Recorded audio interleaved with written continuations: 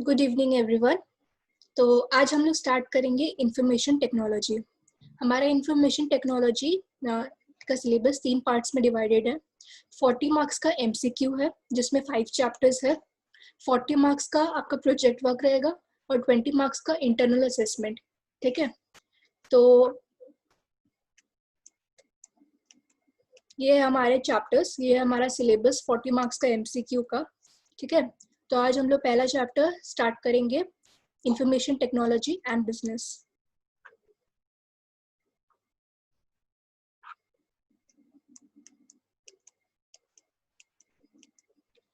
तो इस चैप्टर में बेसिकली हम लोग पढ़ेंगे कि मतलब इंफॉर्मेशन का वर्ड का मीनिंग क्या होता है।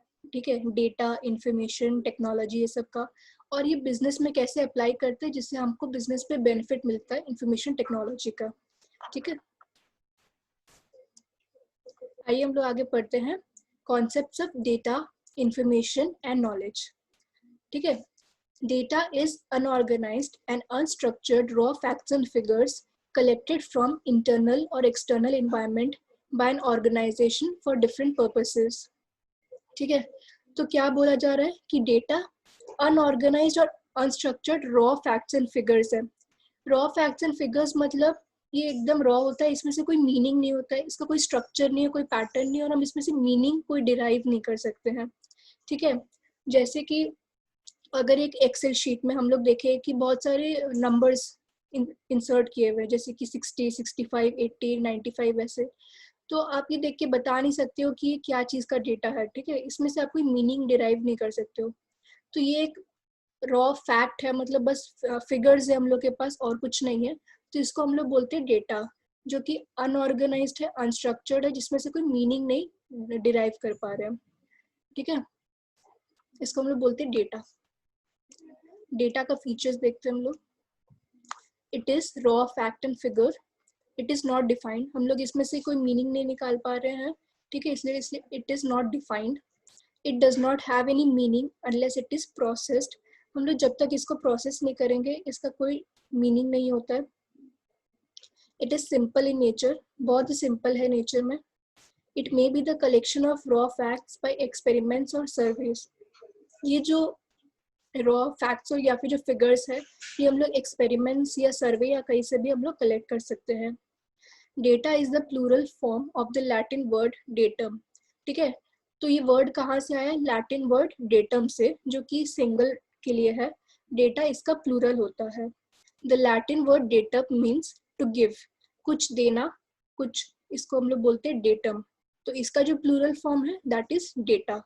ये कहाँ से आया? लैटिन वर्ड से। तो ये सब बहुत इंपॉर्टेंट है, एमसीक्यू के लिए ऐसा आता है कि कौन से वर्ड से डेटा डिराइव हुआ है, what is the meaning of the word datum. ठीक है, data must be processed by human being और अ मशीन और a combination of human being and a machine to obtain its true meaning. तो क्या बोला जा रहा है कि डेटा को प्रोसेस करना पड़ता है ताकि हम उसका मीनिंग निकाल सके। किसी भी ह्यूमन बीइंग से कोई प्रोसेस कर सकते हैं या फिर कोई भी मशीन, या फिर दोनों एफर्ट्स लगा के, मतलब ह्यूमन बीइंग भी और मशीन भी। ठीक है, तभी उसमें से कोई मीनिंग निकलता है डेटा में। जैसे कि हमारे पास मार्क्स था, हमारे पास था 60, 65, 80, 85, 90 ऐसे करके। फिर जब हम इसमें इसको प्रोसेस करते हैं और हम लोग देखते हैं कि ये किसी स्टूडेंट का है मार्क्स, तो हम लोग को पता चलता है ये मार्क्स है स्टूडेंट का। फिर हम लोग उसको और फर्दर प्रोसेस करते हैं, हम लोग देखते हैं कौन से सब्जेक्ट का मार्क्स है। ठीक है, तो हम लोग को उसमें से मीनिंग निकलता है कि हाँ, ये आईटी का मार्क्स है इस स्टूडेंट का। ठीक है, उसके हिसाब से हम लोग उसको ग्रेड्स दे सकते हैं, जज कर सकते हैं। ठीक है, तो डेटा सिंपली फिगर्स और फैक्ट्स होता है जिसमें से कोई मीनिंग नहीं निकाल सकते, उसको प्रोसेस करते हैं हम लोग तभी उसका कोई मीनिंग निकलता है। से डेटा को प्रोसेस करने से हम लोग को इंफॉर्मेशन मिलता है। तो हम लोग नेक्स्ट जानते हैं कि इंफॉर्मेशन क्या होता है। Information is the well-defined, meaningful, structured, and processed data that can be used for various business activities. तो इन्फॉर्मेशन क्या है? वही जो डेटा, उसको अगर हम लोग प्रोसेस कर देते हैं, उसको एक मीनिंग दे देते हैं, तो वो क्या हो जाता है? इन्फॉर्मेशन हो जाता है, जो कि हमारे लिए बहुत काम यूजफुल होता है, बहुत जगह काम आता है, बिजनेस में या ऐसे भी। ठीक है, ठीक है, तो इंफॉर्मेशन को क्या बोलेंगे? जो डेटा डेटा को जब प्रोसेस कर देते हैं और उसको एक स्ट्रक्चर और मीनिंग दे देते हैं तो वो इंफॉर्मेशन हो जाता है।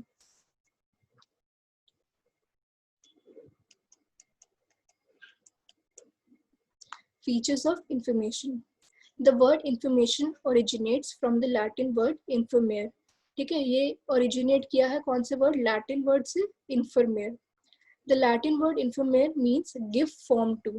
ठीक है, इस वर्ड का मीनिंग है किसी चीज को फॉर्म देना या उसका फॉर्म को चेंज करना। ठीक है, जैसे फिगर डेटा है, उसमें से कोई उसका कोई फॉर्म नहीं है, कोई मीनिंग नहीं है, लेकिन इंफॉर्मेशन क्या करता है? उसको एक फॉर्म देता है, उसको एक स्ट्रक्चर देता है।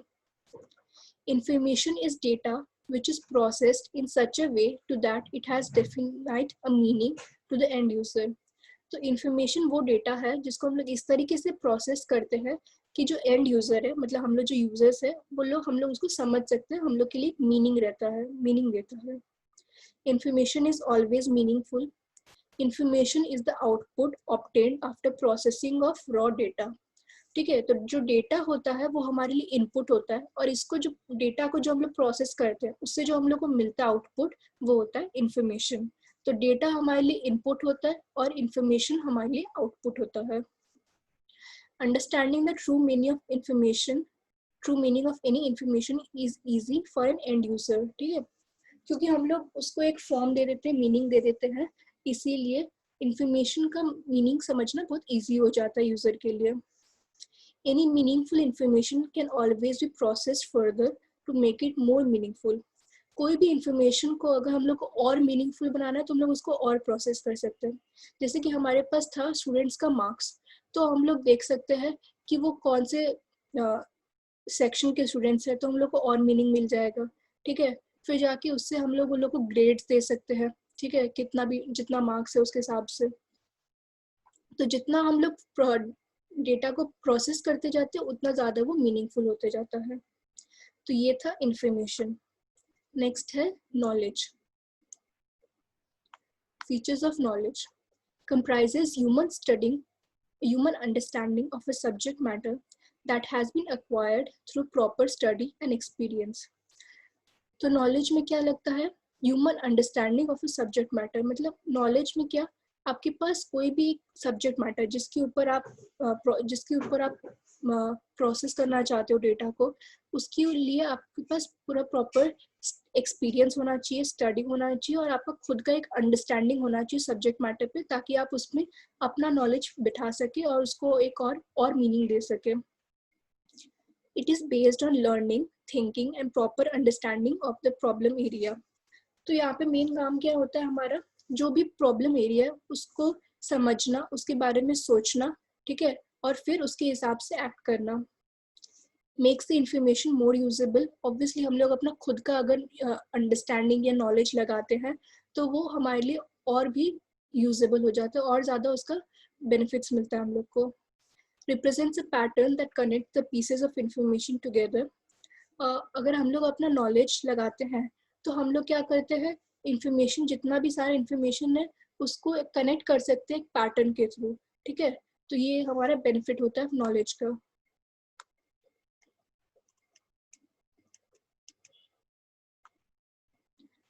provides high level of predictability to explain what happened in the past and what will happen next.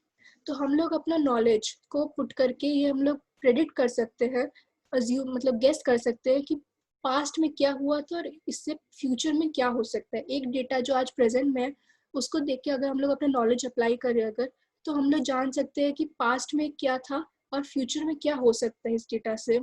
ठीक है, helps people draw meaningful conclusion. For example, how to market the product so that it sells more. तो हम लोग knowledge apply करने से हम लोग को और मीनिंगफुल कंक्लूजन निकाल सकते हैं हम लोग। ठीक है, तो ये था डेटा, इंफॉर्मेशन और नॉलेज। डेटा होता है हमारा रॉ फैक्ट्स एंड फिगर्स, जिसमें से कोई भी मीनिंग नहीं होता है, बहुत सिंपल होता है। वही अगर हम इस डेटा को प्रोसेस करते हैं तो हम लोग को मिलता है इंफॉर्मेशन, जो कि हमारे लिए बहुत मीनिंगफुल होता है और हम लोग उसको बहुत जगह पे अप्लाई कर सकते हैं। इसी डेटा इंफॉर्मेशन को अगर हम और प्रोसेस करें अपना नॉलेज अप्लाई करके, तो हम लोग को वो और भी ज़्यादा यूजेबल हो जाता है, वो और ज़्यादा मीनिंग ड्रॉ करता है, मतलब हम लोग उसमें से कंक्लूजन ड्रॉ कर सकते हैं उस डेटा में से। ठीक है, तो ये है डेटा, इंफॉर्मेशन और नॉलेज। अब हम पढ़ेंगे difference between data and information. जो term the two term data information and are often pronounced in such a way as if they have the same meaning. अक्सर क्या होता है कि डेटा और इन्फॉर्मेशन को हम लोग एक ही वर्ड पकड़ लेते हैं एज इफ इन दोनों को सेम मीनिंग है, बट ऐसा नहीं है। However the two terms data and information does not have the same meaning. तो इन दोनों का क्या डिफरेंस है हम लोग वो देखेंगे। Data are raw facts while information is process data. Data raw facts है और यही फैक्ट्स को, डेटा को प्रोसेस करने से इंफॉर्मेशन होता है। डेटा मे और may not have meaning, information is always meaningful.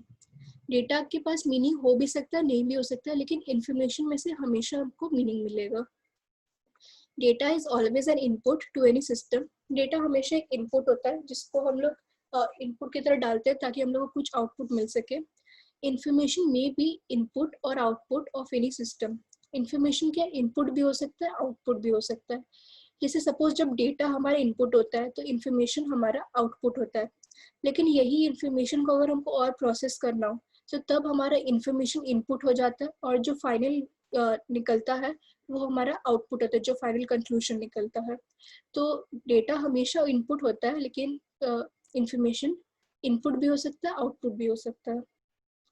फिर एक नंबर दिया हुआ है 1042015 is an example of data at does not have any specific meaning of an end user.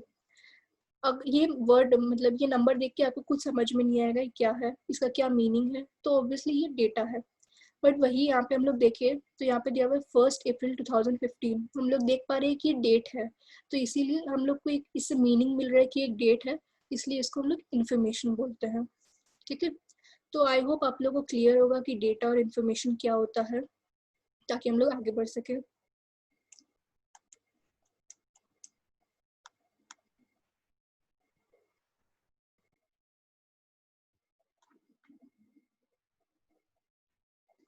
फिर नेक्स्ट है concepts of computer based information system. A computer-based information system is referred to as CBIS. ठीक है, तो CBIS का full form है computer based information system. बहुत सारे full forms भी आते हैं आईटी में, तो ये सब आप लोग याद रखिएगा एमसीक्यू में। In case of computer-based information system, as the name implies, the computer plays a major role. तो जैसा कि नाम से ही पता चल रहा है हम लोग को CBIS में कंप्यूटर का मेन रोल होता है। CBIS uses computers to collect, store, process, analyze, and distribute information aiming at any definite purpose, such as meeting a business objective or executing any research work, etc. तो CBIS क्या करता है, computer को use करके data को collect करता है, उसको स्टोर करता है, प्रोसेस करता है, उसको एनालाइज करता है, मतलब उसका मीनिंग निकालता है, और फिर जहाँ भी ज़रूरत है उसको वहाँ पे डिस्ट्रीब्यूट करता है इंफॉर्मेशन को, ताकि कोई भी जो हमारा पर्पस है, कोई भी हम लोग पर्पस से ऑब्वियसली ये सब कर रहे हैं, इंफॉर्मेशन को कलेक्ट कर रहे हैं, स्टोर कर रहे हैं, प्रोसेस कर रहे हैं, तो वो पर्पस ताकि हमारा पूरा हो सके। तो CBIS uses computer. CBIS computer को यूज करके इंफॉर्मेशन को या डेटा को पहले तो कलेक्ट करता है, उसको अपने पास स्टोर करके रखता है, प्रोसेस करता है, फिर एनालाइज करता है और डिस्ट्रीब्यूट करता है ताकि हमारा जो पर्पस है वो पूरा हो सके। The principal components of CBIS include hardware, software, data, procedures and human resource. ठीक है, तो क्या क्या कंपोनेंट्स है, 5 कंपोनेंट्स है। पहला है हार्डवेयर। तो सपोज हम लोग एक एक्सेल शीट का जो हम लोग एग्जाम्पल ले रहे थे, ठीक है, तो वहाँ पे क्या कंप्यूटर हमारा हार्डवेयर है। फिर जाके MS एक्सेल वो हमारा सॉफ्टवेयर है, जो डेटा हमने उसमें डाला है नंबर्स वो हमारा डेटा है। फिर जाके हम लोग उसमें जो भी प्रोसीजर्स लगा रहे हैं उसमें से इंफॉर्मेशन निकालने के लिए वो, और ह्यूमन रिसोर्सेज मतलब हम लोग उस प्रोसीजर्स को अप्लाई कर रहे हैं अपना नॉलेज से, तो ह्यूमन रिसोर्स। ये है हमारे 5 कंपोनेंट्स ऑफ CBIS। ठीक है,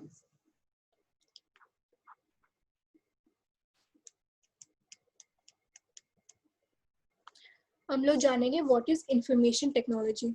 ठीक है, उसके लिए पहले हम लोग जानेंगे इंफॉर्मेशन क्या होता है और टेक्नोलॉजी क्या होता है।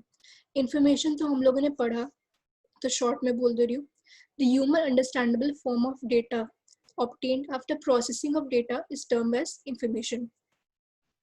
तो डेटा को प्रोसेस करने के बाद उसका जो फॉर्म होता है जो ह्यूमंस अंडरस्टैंड कर सकते हैं उसको बोलते हैं इंफॉर्मेशन. फिर है technology. The word technology is derived from the Greek word techne and the word logia. तो टेक्नोलॉजी दो ग्रीक वर्ड से डिराइव किया गया, techne and logia. The meaning of the Greek word techne is skill and the meaning of Greek word logia is the study of science. ठीक है. However, a formal definition of information technology may be visualized as information technology is the combination of computation techniques and telecommunication in order to procure information, process information, store information, transfer information and produce. Procure लिखा हुआ है लेकिन produce होगा, हम लोगों ने एक बार procure कर लिया. Produce information as an output in text format, graphics format, audio format और video format. ठीक है. तो information technology क्या होता है? Information technology combination है कंप्यूटर का टेक्निक्स को यूज करके और कम्युनिकेशन को यूज करके हम लोग इंफॉर्मेशन को प्रोक्योर करते हैं, स्टोर करते हैं, प्रोसेस करते हैं और प्रोड्यूस करते हैं एज आउटपुट. ठीक है. और ये आउटपुट किस फॉर्म, बहुत सारे फॉर्म्स में हो सकता है, जैसे कि टेक्स्ट फॉर्म में, फिर जाके ग्राफिक फॉर्म में यानी कि कोई भी ग्राफ, बार चार्ट वगैरह में, ऑडियो फॉर्मेट में या फिर वीडियो फॉर्मेट में. ठीक है. तो ये होता है इंफॉर्मेशन टेक्नोलॉजी जो कि कंप्यूटर और कम्युनिकेशन का स्किल्स को यूज करके इंफॉर्मेशन को एक फॉर्म देता है. ठीक है. तो हम लोगों ने जान लिया कि इंफॉर्मेशन क्या होता है, इंफॉर्मेशन टेक्नोलॉजी क्या होता है. तो अब हम लोग आएंगे चैप्टर के मेन पार्ट में कि इसका इम्पैक्ट बिजनेस पे क्या होता है. Impact of information technology on business. It is rapidly permeating the business world, affecting how companies make and market their products, as well as how people communicate and accomplish their jobs. Specialized software shapes best practices and industry standards, continually changing the face of business in almost every way. Let us see how the use of IT has revolutionized the way we do our business. ठीक है. तो हम लोग देखेंगे किस किस वे में IT ने हमारे लिए चेंज कर दिया, हमारा बिजनेस का तरीका बहुत चेंज कर दिया, बिजनेस करने का तरीका, और बहुत इजी बना दिया हमारे लिए. तो फर्स्ट है business data processing. Business data processing means performing operations in order to convert business data into useful information. IT enables businesses to store large amounts of information, summarize them and analyze them in order to understand the business in a better way. Once data is entered into a spreadsheet application, users can draw a variety of charts to interpret the data from different angles. तो business data processing यानी कि BDP क्या करता है, जो भी हमारा business का डेटा है, हम लोग अभी तक डेटा के बारे में पढ़ रहे थे, अब हम लोग बिजनेस का डेटा मतलब हमारे बिजनेस में जो भी डेटा काम आता है उसको कन्वर्ट करता है यूजफुल इंफॉर्मेशन में, जिससे कि हमारे बिजनेस में उसका फायदा कर सके. ठीक है.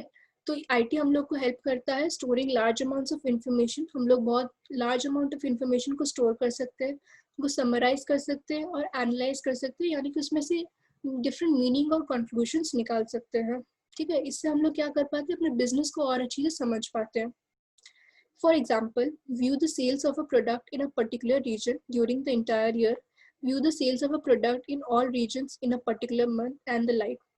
तो जैसे कि स्प्रेडशीट में अगर आपका सारा सेल्स एंटर किया हुआ है तो आप उसमें से बहुत सारे मीनिंग निकाल सकते हैं. जैसे कि आपको एक कोई भी मतलब आपका सपोज 4 ब्रांच है तो आप उसमें से देख सकते हैं कि हर पर्टिकुलर ब्रांच में कितना सेल हुआ है, या फिर मंथली सेल देख सकते हैं. ठीक है. तो ऐसे बहुत सारे एग्जाम्पल है. Another example could be from banking. Banks store records of millions of users and keep complete information about their accounts, loans, fixed deposits, and so on. They keep sending statements and other promotional schemes to their customers from time to time. ठीक है. तो banks में जैसे क्या होता है, millions of users का accounts होता है. ठीक है. और उनका बहुत सारा डेटा होता है, जैसे कि आपको कभी भी कोई भी इंफॉर्मेशन चाहिए, आपका पासबुक अपडेट कराना हो, सब कुछ. ठीक है. तो ये सब तुरंत हो जाता है, क्योंकि ये सब क्यों हो पाता है, इंफॉर्मेशन टेक्नोलॉजी की वजह से. क्योंकि ये जो बिजनेस को डेटा है ये हम लोग बहुत जल्दी प्रोसेस कर पाते हैं और हम लोग अपने यूजर्स को क्विक रिजल्ट्स दे पाते हैं. ठीक है, एक बार पढ़ लीजिए।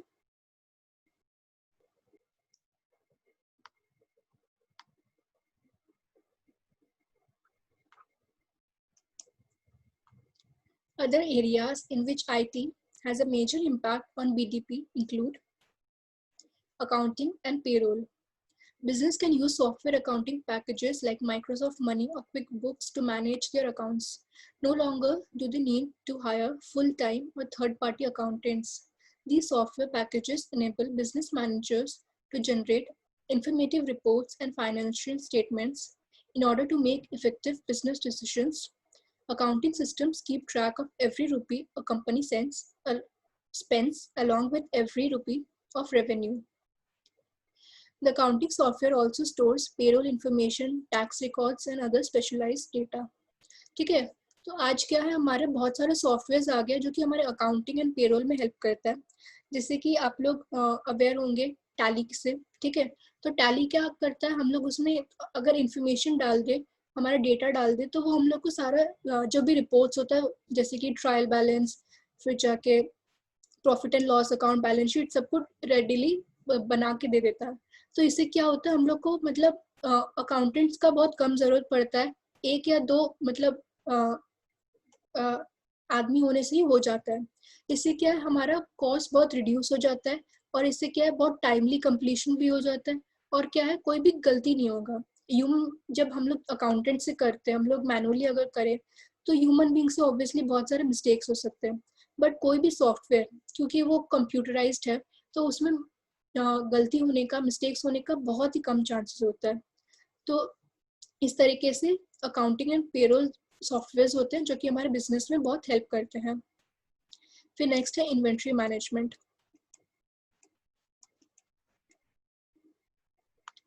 Business can use storage packages like Microsoft Excel or OpenOffice to store data pertaining to inventory, sales, and receivables and payables.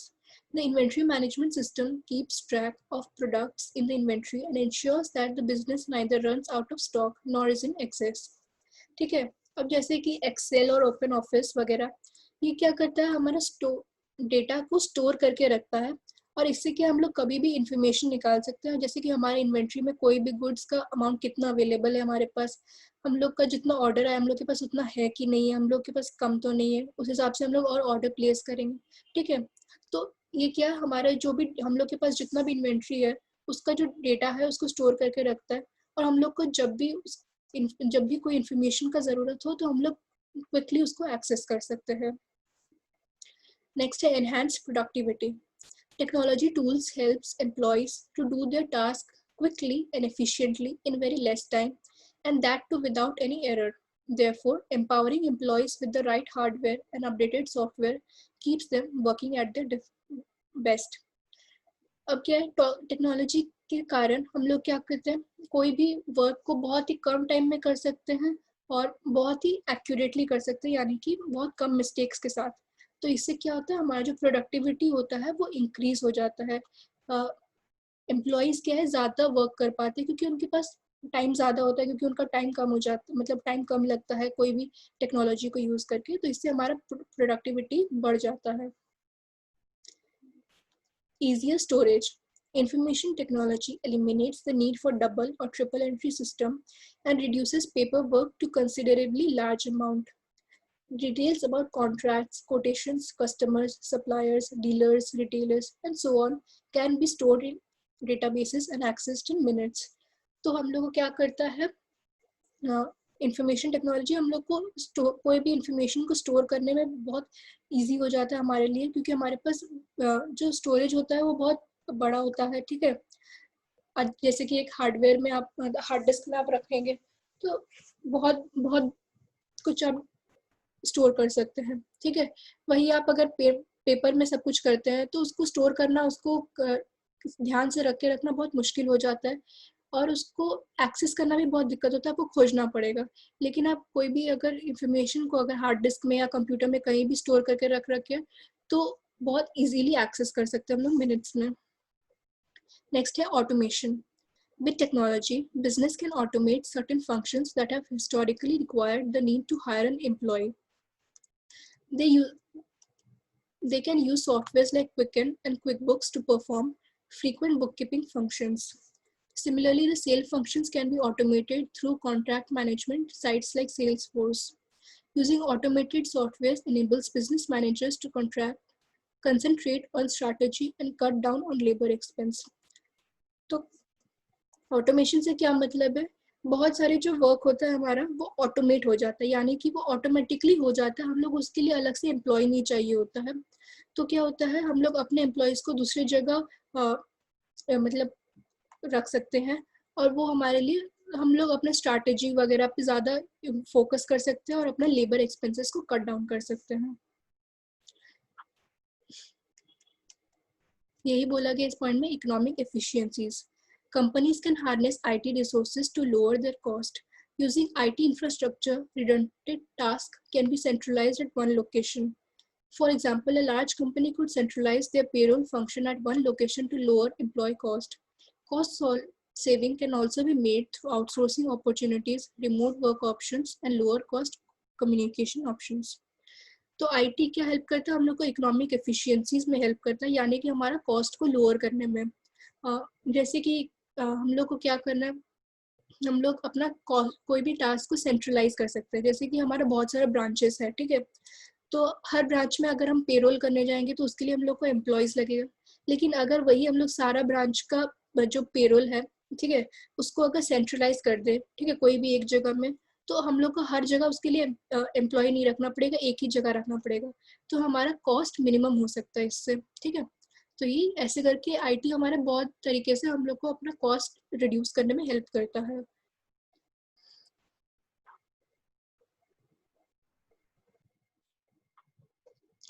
Next है enhanced intra-organizational and inter-organizational communication. With IT, an organization can be benefited from faster, efficient, effective, and low-cost communication system, as explained in this section. Internet marketing. Today, all businesses are moving towards making their presence felt on the internet. With enhanced communication, companies are able to build strong relationships within their value chains. As a result, with extensive use of technology, even a small business can compete with established and big business houses. Using advanced video and graphic editing softwares, business owners create professional marketing materials that reach out to millions of netizens worldwide. तो internet marketing में हम लोग क्या पढ़ रहे हैं कि आज हर बिजनेस अपने आप को इंटरनेट पे मतलब डाल रखा है, सबको ही चाहते हैं, मतलब इंटरनेट के थ्रू, या फिर हम लोग बोले कम्युनिकेशन और इंटरनेट के थ्रू हम लोग क्या कर सकते हैं, वैल्यू चेन्स क्रिएट कर सकते हैं। यानी कि आज तक क्या था, आज आप जहाँ पे डील कर रहे हो, मतलब जहाँ पे आपका बिजनेस है जो भी है वहीं पर ही रहता था, बट जब कि अब इंटरनेट आया है तो पूरे कंट्री के साथ या वर्ल्ड वाइड आप ट्रेड कर सकते हो, ठीक है। Through email marketing, business managers are effectively reaching out to a large group of people with newsletters, coupons, or other means of business updates, and that too at very low costs. Going a step ahead, they have also started using mobile marketing to offer discounts to customers through text messaging and by advertising their products and services.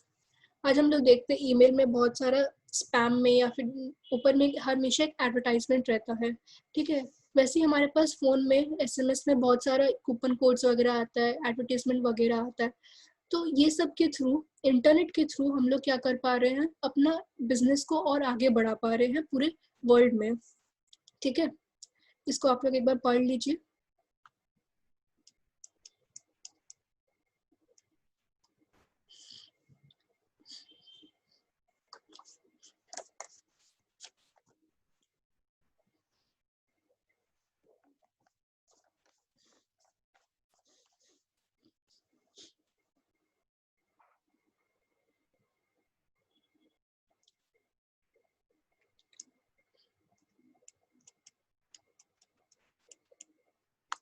Next है stay competitive.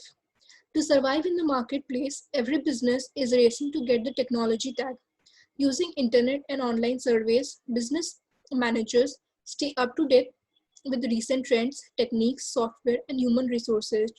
Managers communicate with their employees in different locations, resolve both employee and customer issues in almost no time, and keep track of the status as well as competitors' position through different postings on the web. तो क्या है, हम लोग को information technology competitive रहने में help करता है. हम लोग इंफॉर्मेशन टेक्नोलॉजी के थ्रू मतलब अप टू डेट रह सकते हैं. अभी जो भी हमारे मार्केट में ट्रेंड चल रहा है, जितना भी रिसेंट टेक्नोलॉजी एंड टेक्निक्स है, सॉफ्टवेयर्स है, ठीक है, हम लोग उन सब के थ्रू अप टू डेट रह सकते हैं और उनको गैदर कर सकते हैं. और यहाँ तक कि हम लोग अपने कस्टमर्स के साथ और अपने एम्प्लॉयज़ के साथ तुरंत कम्युनिकेट कर सकते हैं, उनका प्रॉब्लम्स एकदम क्विकली रिजॉल्व कर सकते हैं. यहाँ तक कि हम लोग का डिफरेंट ब्रांचेस होता है, तो हम लोग आजकल देखते हैं मीटिंग्स होता है through video conferencing and all. तो ये सब भी हमारे को हेल्प करता है, ठीक है, कम्पिटिटिव रहने में. इससे क्या है, हम लोग अपने कंपटीटर का स्ट्रैटेजीज डिस्कस कर सकते हैं अपने हर ब्रांच के साथ, ठीक है. With better communication, business managers can manage their time better, freeing themselves from administrative unity and focusing on more productive activities.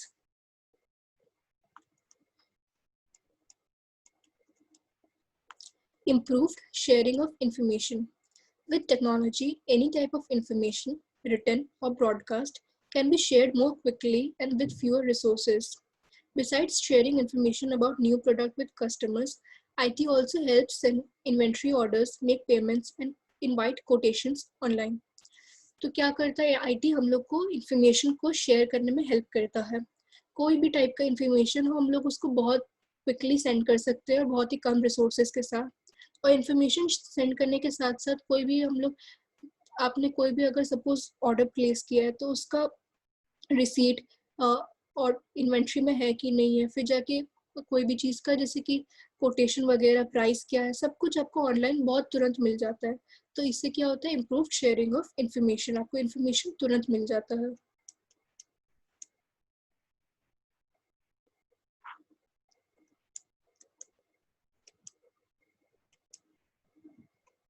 Next is customer relationship management. A customer relationship management or CRM system is used to track a customer throughout his experience or interaction with the business.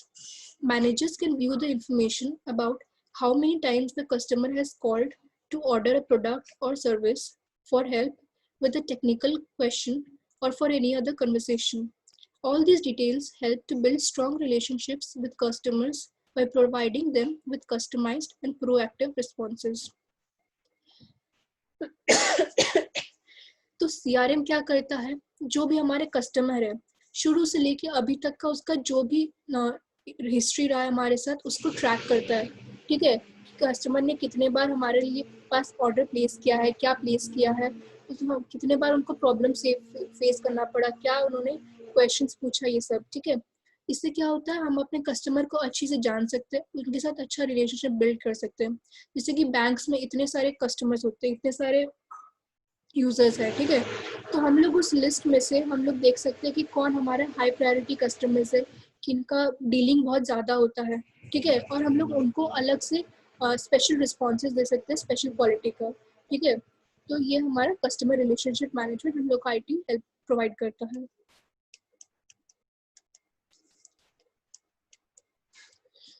Telecommunicating, teleconferencing and video conferencing. Business houses are using telecommuting to help employees stay in touch with each other from different locations. Employees use email, online collaboration tools, and mobile computing devices to share digital documents, convey information through presentations, and create training videos for new joinees.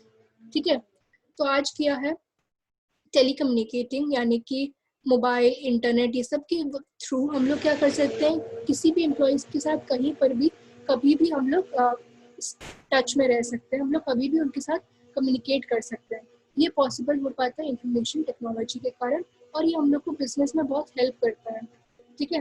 हम लोग कभी भी video conferencing कर सकते हैं, कोई भी information, कोई भी इंपॉर्टेंट मीटिंग के बारे में, ठीक है. कोई हम लोग अपने डॉक्यूमेंट्स को शेयर कर सकते हैं, ट्रेनिंग वीडियोस प्रोवाइड कर सकते हैं, ठीक है. तो ये सब यूजेस है बिजनेस का.